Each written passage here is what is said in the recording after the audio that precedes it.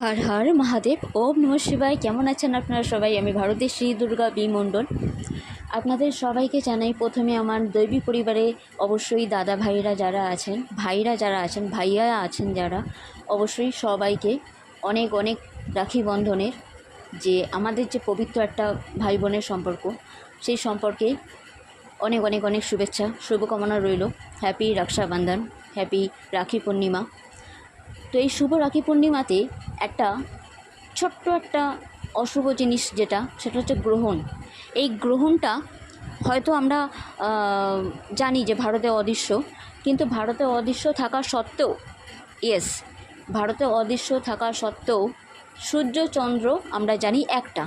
So যখন চাঁদ মামা একটা, তখন তাকে যখন গ্রাস করছে কোনো অশুভ শক্তি, বা আমরা জানি এই গ্রহণের যে অন্ধকার, যখন অন্ধকার নামবে তখন তো আর এটা দেখবে না না যে কে আমার কে পর।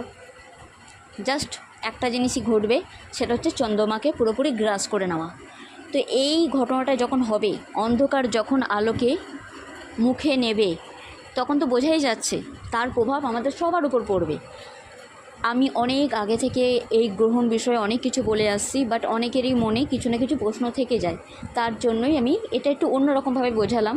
আশা করি এবার আপনারা বুঝতে পারছেন। বাট একটা কথা বলি, এই গ্রহণ অতটা মারাত্মক হবে না যতটা দৃশ্যতে হয়, এইটা ঠিক কথা। কিন্তু তার প্রভাব যে একেবারেই থাকবে না, এটা ভুল কথা, কারণ তার প্রভাব অবশ্যই পড়বে। আর সেই প্রভাবটা কী পড়বে তার আগে একটু বলে নিই কী কী করা উচিত আর কী কী করা উচিত না। বা তাই এই গ্রহণের টাইমক্ষণ একটু জানিয়ে দিই আপনাদের সবাইকে। প্রথমে যে টাইমটা আপনারা হয়তো ভিডিওর শুরুতেই দেখেছেন, আমি পঞ্জিকার ছবি তুলে আমি খানিকটা অংশ দিয়েছি, দেখে থাকবেন। এই গ্রহণটা সকাল 8:04 লাগছে, আবার বেলা 11:22 ছেড়ে যাচ্ছে। বিকজ এটা দিনের বেলা, একটাই কজ, সেটা হচ্ছে এটা ইন্ডিয়ার বাইরে, ভারতের বাইরে। তাই ভারতের বাইরের টাইম আর আমাদের ভারতের টাইম তো একটু অন্যরকম। আমাদের এখানে রাত হলে ওদের ওখানে দিন, আবার ওদের ওখানে রাত হলে আমাদের এখানে দিন। তো সেই হিসাবেই এই গ্রহণটা হচ্ছে।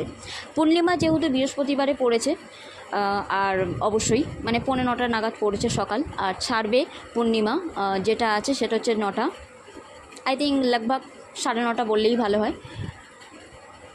তো এই যে ম্যাটারটা, এই টাইম পিরিয়ডের মধ্যে একেবারেই রাখি পূর্ণিমার কোনো কাজ করবেন না। দরকার পড়লে সকাল 6টা থেকে 7টার মধ্যে কাজ মিটিয়ে ফেলুন, কিন্তু তারপরে আর শুভকর্ম করবেন না।